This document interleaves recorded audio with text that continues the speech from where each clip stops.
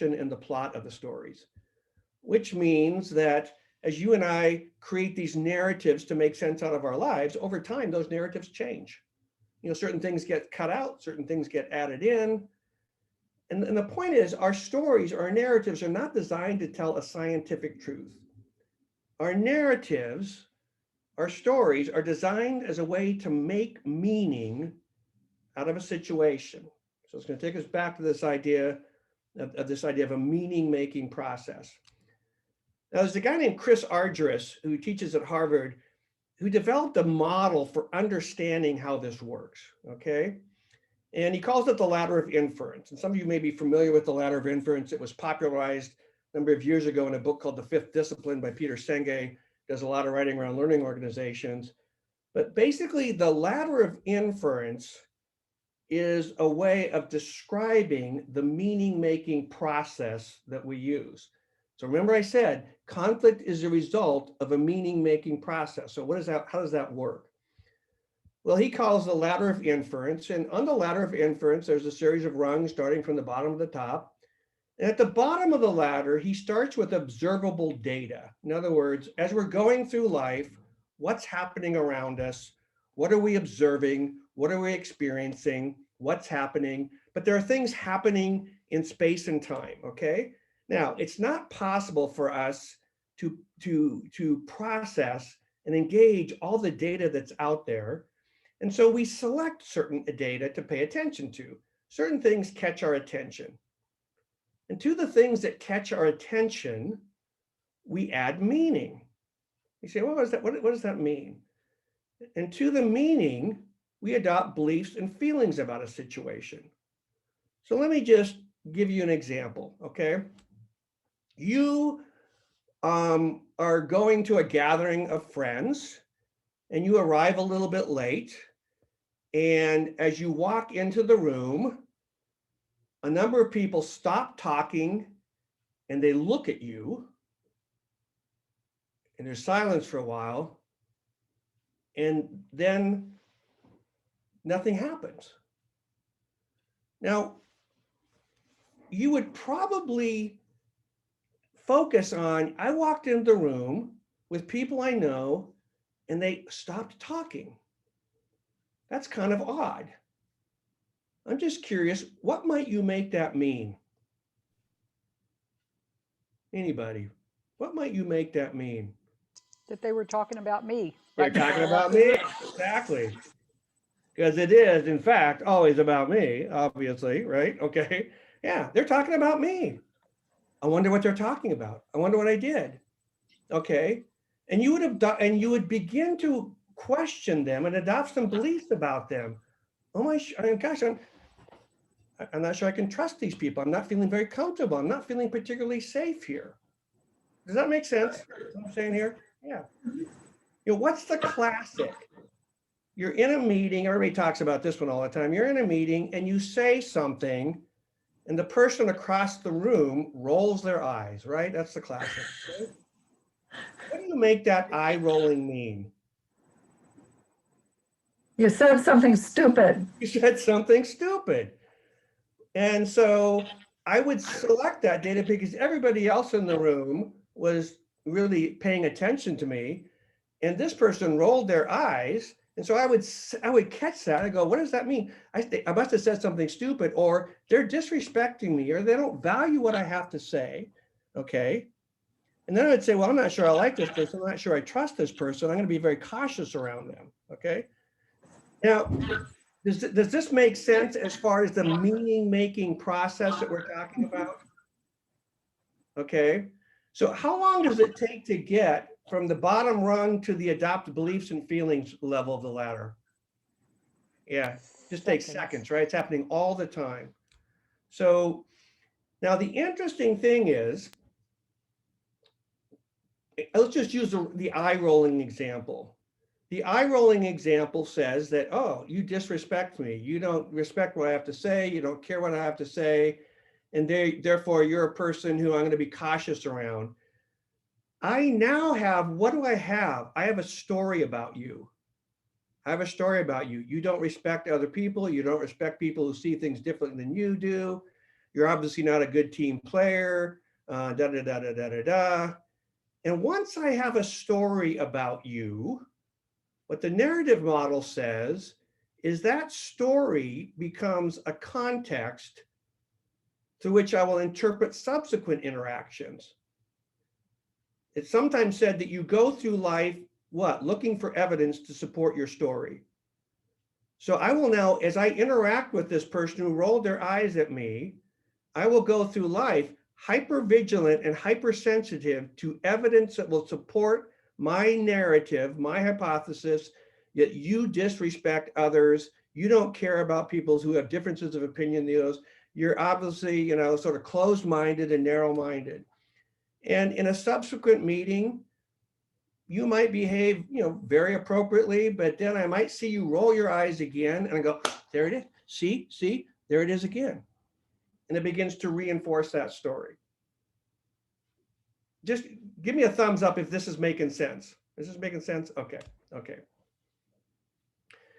Now, one of the important questions to ask is when you're making something, it means that when someone rolls their eyes and I make it mean they're disrespecting me, the follow-up question I want to ask is, well, what else could that mean? What else could rolling eyes mean?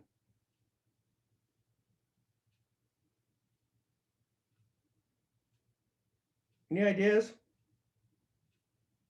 It could mean they didn't like the idea that was presented. Okay, they didn't like the idea, or, They have something in their eye. What's that? They have something in their eye. They have something in their eye. It's not like they disrespect you, or maybe it's an idea that you're not aware of, but it's been tried multiple times before, okay? Or Could they be don't they're looking at understand. somebody else. Maybe they're looking at somebody else. Or other people, when you're thinking in certain ways, your eyes will often avert in a different direction, which allows you to access a different part of your brain. So all I'm saying is there's multiple things that this could mean. When someone blows by me on I-5 going 100 miles an hour, what do I make it mean? I can't tell you because it's not appropriate. But I'm thinking, what a blankety blank blank idiot. But then I ask, what else could it mean? Well, what else could it mean? Medical emergency, okay? So the focus of this idea of the ladder of inference, and particularly as it relates to conflict, is that I'm making what you're saying, where you're coming from, you are posing a threat to me. You're interacting in a way that seems incompatible with me. And we need to recognize I'm not here to say you need to stop doing this, because you can't stop doing it. We are meaning-making machines. That's what we do, okay? But the question is, do I step back and question, what else could this mean? What else could that response mean? What else could that be about, okay? Now, when we talk about conflict and we talk about narratives, we sometimes talk about what we call conflict stories or stuck stories. And conflict stories tend to be fairly simple, very fixed. I am good, you are bad. I am right, you are wrong. I'm the victim because you're the villain. And those are sort of classic conflict storylines. Judgments and accusations are woven into the character. So in conflict stories, it's not just that person, it's that crazy person. It's that judgmental person. It's that uncaring person. And when we get stuck in conflict, fact and interpretation often gets confused, okay? If I say, if I refer to a person, that's a fact. If I refer to that person as a crazy person, person is a fact, crazy is an interpretation. Does that make sense? So being aware how those get wrapped up together. The other fascinating things about conflict stories is that they're often rehearsed and edited. What's the best way to rehearse and edit a conflict story? Any thoughts?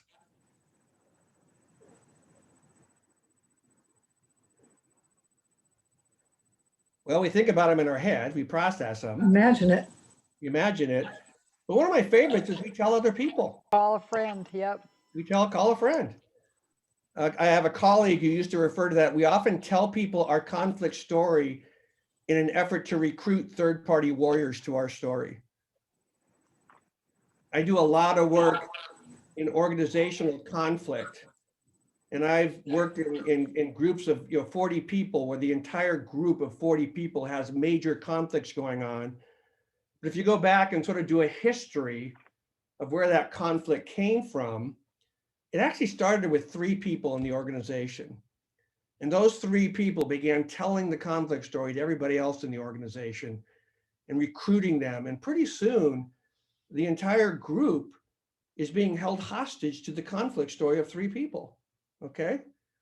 And so, a lot of the work is like, how do we deconstruct that conflict story and create a reconciliation story? And that's the language that's often used in a narrative approach. It's like, how do we deconstruct this conflict narrative where there's no trust, no respect, to how do we reconstruct a narrative that has trust, does have respect and psychological safety? The other interesting thing is that I said that conflict narratives are not designed to tell the truth. But in a conflict story, when the persons tell their story, as far as they're concerned, they're telling you the truth. As a mediator, one of the first things you do in mediation is you ask people to quote, tell me the story that brought you here. And tell me the context that brought you here. Tell that. And people will tell you their story. And then you hear that story and go, well, that's interesting. And then you hear the other person's story. And you go, well, that's a very different story going on. And both of the parties are convinced my story's right, and they're hoping you as the mediator is going to prove them right, and going, that's not my job. You have very different perspectives on that. In many cases, there are truths about the storyteller embedded within the story. So one of the ways, again, of understanding conflict is a result of a meaning-making process. And we've just described that meaning-making process that starts with data. It moves to interpretation of that data and beliefs and feelings about the situation and the people as a result of that interpretation. And it's happening all the time, okay? And to the extent that the story is one that you pose a threat to me, that story will influence the way I interact with you in subsequent interactions. Because now I've got a little bit of a hypersensitiveness that I'm not sure you're somebody I can trust. And to the extent I become hypersensitive to that, I'm going to be very cognizant of any evidence that demonstrates and reinforces that story. Now, I was sharing this in a group a number of years ago, and a woman came up to me at a break and she goes, okay, I understand this model. She goes, but what if you really like your story? And I said, well, what do you like about your story? Without even blinking, she goes, well, it allows me to justify my behavior. And I thought, whoa, you are an honest person. and again, I said, and her story, when we unpacked it, was a classic victim-villain story. She was the victim, the other person's the villain. As long as we maintain that story, then I'm justified in what? Vilifying the villain. But my question to her is, it's sort of the classic Dr. Phil question, how's that working for you? Okay. Or what's the cost of maintaining that story? What does that story not make possible? So in this particular model, we often look at it, is that the story we want to define who we are and define this relationship? And hence the idea, and we don't have time to go into it now, is to begin to deconstruct that. So let me stop and just say, are there any questions? I'm hoping this is making sense. Any questions on this before I invite Kim? We're going to go into our groups for about 10 minutes here. But are there any questions on this? Yes, I don't see a name, but go ahead. That's okay. That's great. I have the question of, when you see yourself in that conflict with this particular thing, and it happens over and over and over again, how do you stop yourself from letting that happen again? It's like, I've had this argument again. It's again. Well, we're going to talk about that. Well, if we're going to go with your example, I've had this argument again and again and again. And so the first question I say, do I want to have an argument? I don't want to have an argument. Okay, what do I want to have? I want to have a dialogue. Okay, what would it take to do that? We're going to talk about that next week. Okay, how do you begin to think about how would I engage the conversation in alignment with what my commitment is? My commitment is not to win an argument. My commitment is to deepen understanding. We keep slipping into this, which means we maybe need to stop and say, in order to not have the same conversation over again, let's talk about how we could have the conversation differently and identify what those objectives are and actually create some expectations that would say, have that conversation differently. We'll focus more on that next week. Great question, thank you. Back. Thank you, Kim. How many of you were able to identify in any range of situations the idea of conflict stories or narratives? Just give me a sense of that. Yeah, okay. Any questions before we move on as it relates to that particular model? Greg, I have a quick question. Sure. And you may be getting to this, but we were saying about these, we were discussing these conflict stories that we have in our families in particular, and how sometimes the conflict is never resolved because we don't get any more information, or maybe the conflicts, the consequences of wading into that conflict for all parties is too great, and people recognize that. But at the same time, those conflict stories can kind of take root in us and kind of own us in some ways. So is there a way to move past those or find freedom from those conflict stories, even if there's ultimately no reconciliation? So that's a complex question. I'm going to try and answer it in a couple of different ways. So yes, it is. And one is to sort of step back and say, is this a story that we want to be defining who we are as a family? And at some point we have to separate the story from the people and say that there is this narrative that we are stuck in and operating in. And is that where we want to be? Okay. And one of the questions you often ask in this model is, what's the cost of that narrative? You know, the cost is all kinds of costs, okay? So then the question would be, all right, if that's not the story we want, what would that story look like? And there's a whole number of ways you could begin to look at that, but you begin looking at, in a family, you might say, was there a time when in fact we lived a different story? If so, what was going on then? And how do we bring what we learned in that experience into this experience? So at one level, I think it takes the acknowledgement, and here's the challenge, because we're all conflict averse, we don't want to go there. So we get stuck in these stories, we don't know how to get out of them. And we don't really have individual and collective capacity for doing this work, okay? So that's, part of my goal professionally is to, bring that into people's experiences in multiple ways. But, that's often what a mediator will do. And I've done a lot of family mediation where we go through a process of redefining that. Now, another model I've sometimes used is let's cast a vision of what we want it to look like.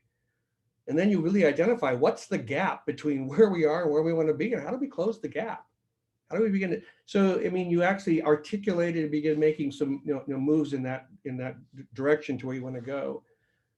A second piece I would focus on, and this has been a fascinating thing for me, particularly in an organizational context, is that letting go of our stories, one of the biggest challenges I find with people is that it requires forgiveness. It does require forgiveness, and that in itself is a fascinating construct, really, because there's a ton of misunderstandings about what does that actually mean, okay? And there's some great, literature out there, both, clearly from a spiritual, but from a secular perspective. Stanford University has a center on forgiveness studies. It's a fascinating place. And so I find that's a big challenge. I mean, people say, here's where we are, here's where we want to go. For me to go to where I want to go, I got to let go of this. And to let go of it means I got to forgive. And that's a challenge on of itself. And then the third thing I would focus on is that in the field of conflict, there is a type of conflict. It comes from a work of a guy named Dr. Bernie Mayer, which he refers to as enduring conflict. And what differentiates enduring conflict from the other types of conflict is that enduring conflict is fundamentally not resolvable. You can't resolve it. Now, the challenge is you could say, well, that's cool, I can just avoid it. No, the challenge is you have to learn to engage the conflict and be with the conflict. Now, I heard Dr. Bernie, I heard him speak at a conference once, and he was, people asked, well, give us examples of what would be an example of a context for enduring conflict. And one of the examples, he said, marriage. I'm going, well, yeah, ain't that true? I mean, Kathleen and I have been married 43 years, and there are things that, we still don't agree on, and we will never agree on, and we will not resolve those. But the point of enduring conflict isn't resolve the conflict, is to learn to be with it and reach agreements that allow you to stay in relationship and still be in conflict. And a lot of the work I do is in that context where we're not going to, because the conflict is going to show up at new iterations, like over time. And new, there'll be a new context with that conflict. I thought we resolved that back then. Yeah, this is now. And now we're going to deal with this iteration, and then the next iteration of the conflict. And if you've been on the planet long enough, you've seen that happen in your own, family situations. So I don't know if that's helpful or not, but it gives, there's a number of different, ways of thinking about that. But it does require, I think, confidence, competence, some frameworks to have those conversations. And that's a lot of the growth in mediation as a profession. We often think about that's a legal, a lot of family mediation, where people come together. I've been asked to do a lot of family mediations with families that are stuck in conflict or stuck in various contexts around, oh my gosh, property that's been inherited and what to do with that. And I mean, it's tearing the family apart, and say, how do we create a different way of approaching that? So, yeah, thank you. Marcy.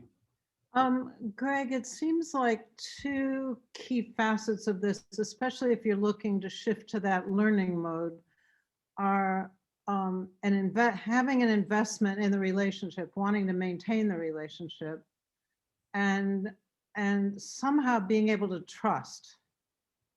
And if you've gotten into a conflict mode, it seems like that sets you in a I don't trust them mode. So maybe you're going to get into this, but it seems like in order to get to that desirable learning aspect of doing this, you've got to somehow really shift some pretty deep emotional stuff.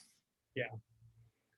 And trust takes a long time to get built. It takes very little time to erode, to destroy that trust. And I think there is in the whole context of a narrative, one of my favorite quotes, and it's actually in another room here, someone made it for me. And I'm trying to remember where I first read this. I actually think it comes from a book I read by Jimmy Carter. And he said, in situations where trust has been broken, at some point you make a decision to say, I'm going to proceed independent of trust, and I will commit to being trustworthy. And so in the example Carter gives is the Camp David Accords. He said Sadat and Begin did not trust each other, but they made a decision. And if you go back and read the story, it's a fascinating story. They made a decision that the cost, not just to us, but ultimately the context for them, the cost to our grandchildren of ongoing warfare and lack of trust is too great. So you and I are going to commit at this point in time, recognize we have no trust, and we're going to commit to being trustworthy. And I think that's a powerful decision to say, and it's fascinating because there was a point where Sadat and Begin were leaving Camp David, having not reached an agreement. And in the process, the story goes that they actually pulled out pictures they had brought in to share with each other, to sort of connect, of their grandchildren. And the reflection was, wait a minute, what's the cost to our grandchildren of us making this decision? You and I have been soldiers all our life, but what does that mean? And they actually went to Carter, and it was their commitment to being grandfathers, which I think is just a beautiful story that kept them in that conversation going forward. Does that make sense, Marcy? Yeah. And the other piece, trust like conflict, is a complex notion. A friend of mine did her doctoral dissertation by actually developing a typology of trust. And there's trust is not a singular construct. It's, again, there's interpersonal trust, there's socialized trust, there's institutional trust. So that's another piece you need to look at, I think, also. So Greg, is being trustworthy imply being open and honest, and even maybe overtly so, telling the truth, that maybe it'd be better to keep my mouth shut? You're talking about marriage? Well, he gave us that example. We're talking about our neighbors. Well, I would say that I think being trustworthy is about being open, being transparent, being genuine, operating at integrity. I mean, would it be trustworthy with our neighbor to say, we have a disparaging opinion of people who drive around these big fat pickup trucks. Okay, and now you're asking us to give up all of wait, this we stuff. don't need to present this whole argument to everybody. Well, he didn't hear the whole thing No, he didn't. earlier, but anyway, it's, I Well, guess, I would you say, know, Gary, that there are some conflicts that you choose not to engage. right, We yeah, look at them, I mean, there's a point of doing a cost benefit analysis and going, yeah. yeah, right. I that's just want to make sure I don't, yeah, that's a good reply, thanks. Okay, I'm going to move us on. I'm going to introduce us to a second model, and the second model, I'm guessing that some of you may be familiar with because it's a classic model. I mean, if I have to identify sort of the classic model for engaging and unpacking conflict, it's this model. The model was introduced by Fisher and Ury in a book called Getting to Yes back in the late 80s, early 90s. And it's one of those books that is a classic paradigm-breaking book about how you negotiate, okay? And if you were to go out and get trained as a mediator, if you were to go to the Dispute Resolution Center of Kitsap County, University of Washington Law School, Strauss Institute at Pepperdine, you would be taught this model. This is sort of like a core model for analyzing and navigating conflict. A related book to this is called Getting Disputes Resolved, and it says there's basically 3 strategies that we use culturally for resolving conflict. One is power, okay? And that's a complex notion, but you use whatever power you have to get what you want, okay? The second way we resolve conflict is through what's called a rights-based process. And a rights-based process says the conflict which you and I are experiencing can be explored in a rights-based, there's laws, there's regulations, there's contracts, and we can apply those to determine who has what rights in a various situation. So when you file a grievance in a workplace, you're going to apply the contract to determine has someone's workplace rights been violated. And the third approach to dealing with conflict is through a process called interest reconciliation. And that's what Fisher and Ury introduced in this book, Getting to Yes. And in this particular model, we're going to use a bit of a diagram here. You got 2 triangles there. You got the red triangle and the blue triangle. Let's just say those 2 triangles represent 2 individuals. And those 2 individuals have come together to address an issue, to make a decision about some issue. And at the top of the triangle is P1 and P2. P stands for position. So typically what it says, when you and I come together to address an issue about which we need to make a decision, we bring our position. Now, we understand the language, we know what I mean. So the position is, this is how I see the issues, this is what I think we should do, okay? And so I share my position with you, and you share your position with me. And if our positions are compatible, there's no conflict. Where do you want to go for dinner tonight? I want to go to the Thai restaurant. So do I. Great. Okay, we have no conflict. Okay, our positions are compatible. But the definition of conflict is when you share your position and I share my position as it relates to the issue, and one or both of us perceive the other person's position as incompatible with ours, okay? And so what do we typically do in that context? We engage in a telling or conversation, and we debate who's going to win. Are we going to do this? We're going to do that. Who's right? Who's wrong? We argue. Scott Peck uses the term, we try to convert each other to each other's way of seeing things. And the best we can achieve in that is, one of us will win or we'll strike some compromise, okay? Well, what Fisher and Ury posited was that when people take positions around issues, those positions are driven by their underlying interests. So whereas my position represents what I think we should do, the underlying interests are why I think we should do that. The underlying interests are my needs, my values, my objectives that I'm trying to address as it relates to that issue. Now, if you and I spend too much time arguing our positions, we will begin to believe that there's nothing we agree on, and we'll get stuck. And as a mediator, that's typically we get called in. We've reached impasse. We can't move. No one's budging. So what we need to do is we need to restructure the conversation from our positions to what are our underlying interests. So, Jeff, you're saying you want that. Why is that important to you? Marcy, you're saying that that's the solution you're proposing. Help me understand what leads you to that conclusion. We want to get from the what to the why. Now, when we move to our underlying interests, we will find that we have common interests, common ground, things that we totally agree on. And we realize that we will have independent interests. You will have interests that I don't have. I'll have interests that you don't have. I may not disagree with your interests. I'm just going, that's not important to me. But what this model says is that rather than striking a compromise between our positions, let's articulate our underlying interests and then use that as the criteria and say, based on these objectives, and in some cases, if there's a lot of them, we may even prioritize them. Based on these objectives, what are some options? Now Fisher and Urey would say that a wise solution to the conflict is one that maximizes our ability to not just meet our individual, our common interests, but also expand to meet our independent interests, okay? And that's referred to as achieving mutual gain or mutual benefit. By working together, we achieved an outcome that wasn't just good for me or you, it was actually better for both of us. And then from those options, we say, okay, which of those options are we going to agree on and actually plan for implementation, okay? So that's the classic model.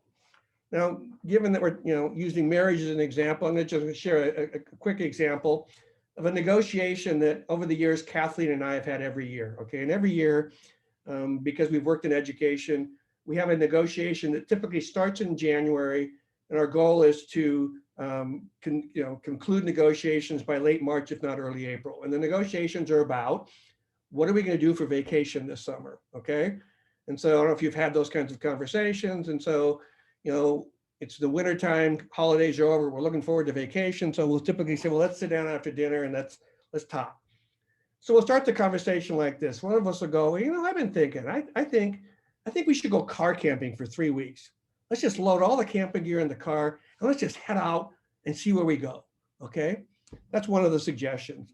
And the other person goes, are you kidding me? That is not a vacation. That does not sound like fun at all. And so the other person goes, well, what do you think we should do? And the other person goes, well, I was thinking we should just go to a hotel on a beach someplace and do nothing for the entire 2 weeks. That's a great vacation. Now, we have two positions, right?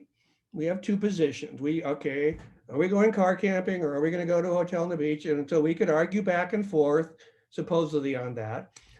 Well, a number of years ago, we were having this conversation and we weren't happy with any of the potential options out there. So I said, well, maybe we're asking the wrong question. And I said, maybe it's not, what are we going to do for vacation this year? Maybe the question we should ask is, what do we need in a vacation this year? And we shifted that conversation.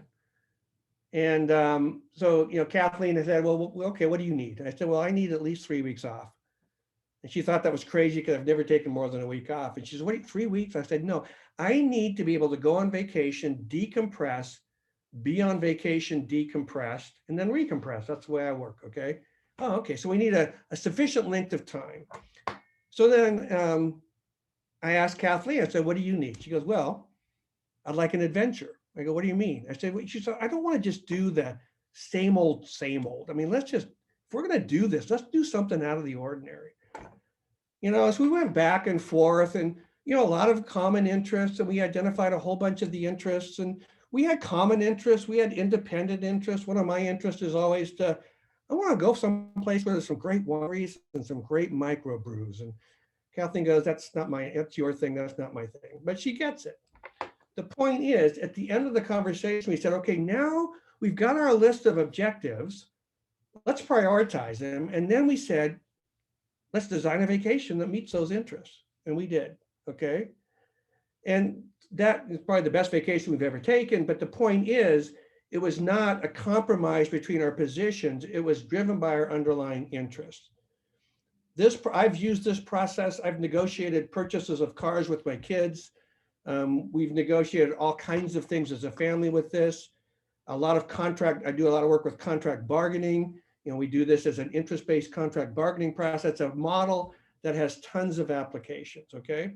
So the approach here is, if we're in conflict, the first question is, what's the issue about which we're having conflict? And framing the issue is pretty critical. Sometimes we spend time focusing on a conflict that's not the real conflict. It's not the real question. And so framing the issue is important. And then saying, are we stuck because you and or I have kind of gotten fixed on a position and we're debating who's right, who's wrong, what's the best decision here?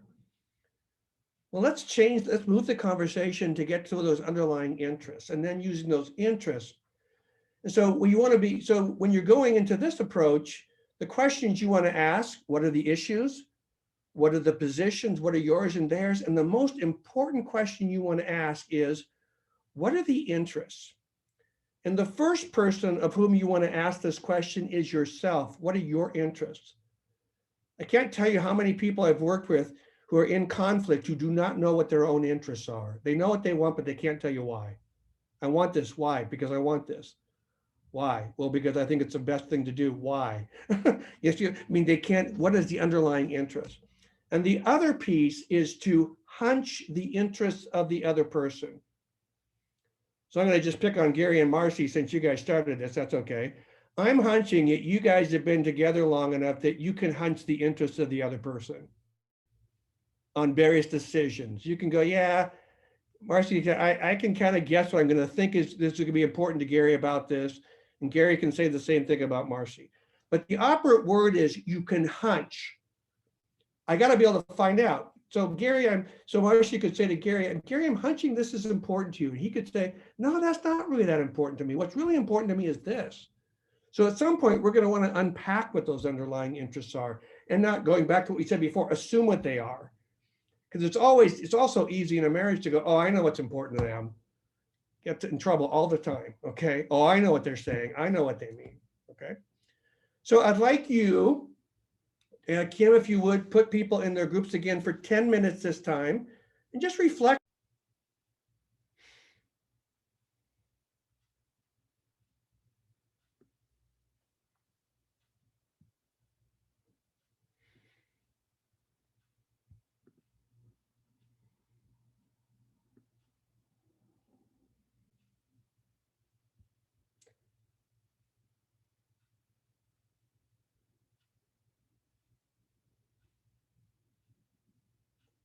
All right, welcome back. Thank you.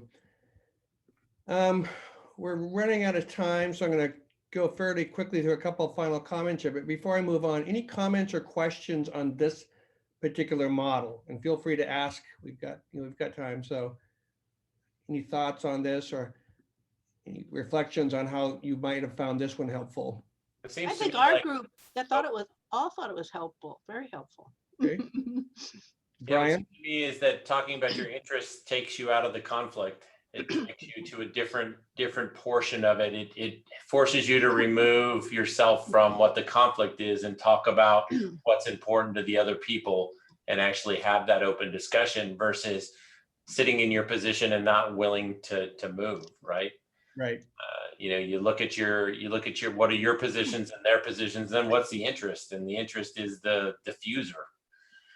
Because now you're talking about the things that matter to each of you and you're working through that portion of it.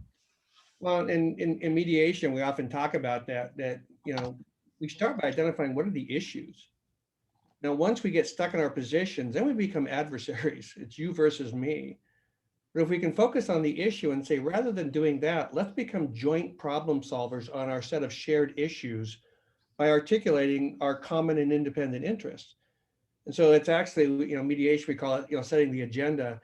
And at some point it moves from you versus me to you and I as joint problem solvers on this agenda. And it's a powerful psychological shift in the attention that you are then, putting into the conversation. Absolutely.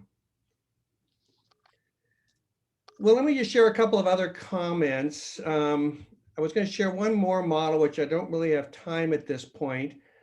I would say that I remember I said there's a model based on a book called Difficult Conversations by Stone, Payton, and Heen, also out of Harvard, where they say a conversation is difficult, not just because we're talking about what happened, but we also have feelings about what happened. And in fact, in many cases, our identity is being challenged. And so what's the emotion you most typically associate with conflict?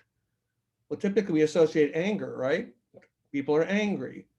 Well, anger generates a lot of a fear, but what do we know about anger? Anger is often referred to as a secondary emotion. Anger tends to mask primary emotions. And so one of the areas of getting curious is that, this person appears to be angry. Is that what it's about? I remember doing a mediation years ago where the person was angry. And when we unpacked it, she wasn't angry. She was deeply hurt by something that had happened. And so, underneath anger or hurt, fear, frustration, confusion, guilt, shame, all those kinds of things. And so, in many cases in dealing with conflict, it's not just about, we're not just dealing with something at a substantive factual level. We're also talking about things that occur at an emotional level and being able to engage the emotions and acknowledge and affirm. We're not talking about doing therapy. It's also an important piece here. The other piece and the whole other body of literature that informs at least a lot of the work that I do is that you often see conflict, particularly within organizations and systems associated with change. I often say that there's an intersection between leadership, conflict, and change. Leaders cause conflict because they initiate change. Now that's a sort of a gross generalization, but what do we know about change? Change, the anxiety, the emotion that change triggers in most people is anxiety, because change is pushing me outside my comfort zone. So your need, the system's need for me to change is perceived as a threat. Well, what's that? Conflict. So again, you often see a lot of conflict just associated with the whole context of change, which is a whole other area we could spend a long time talking about. But the point I want to just leave us with as we wrap things up here, and I'm going to turn it back to Kim, is becoming curious, really getting curious. What is this about? What am I missing here? What do I need to understand? One of my favorite questions to ask is, what do you most need me to understand that I'm not getting? Or that you don't think I currently understand? What am I not getting here? What do I need to get? And it's really, shifting to that genuine commitment to be curious and being present, not being curious in order to find out the flaw in what they're saying and to come back with a nice rebuttal. It's really being curious to say, I want to learn what's going on here. And so next week we'll come back and we will begin to talk about, okay, the interesting idea is how do you do this? And we'll begin talking about what are some of the things you do to, prepare for a difficult conversation, to prepare to engage conflict. There's one guy out there, a guy named Dr. Lawrence Susskind, who's a world-renowned theorist in negotiation. And he said, any effective negotiation or difficult conversation is successfully built on 70% of your time preparing for the conversation. Now, I like to say we often enter difficult conversations this way.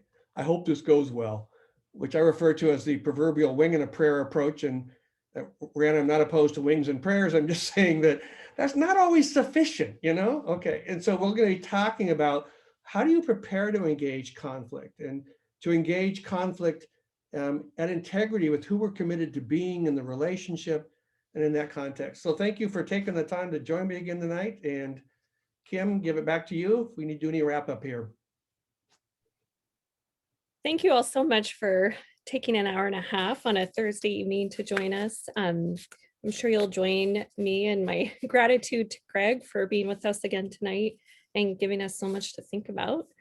If you have any trouble with any of the slides that I've sent you from Greg, please let me know and I can try to put them in a different format for you. But he's been sending those out every week. So if you don't get them in your inbox, you can let me know and I'll send them to you. Thanks again, and we'll see you next week. Go in peace. And thank you, Greg.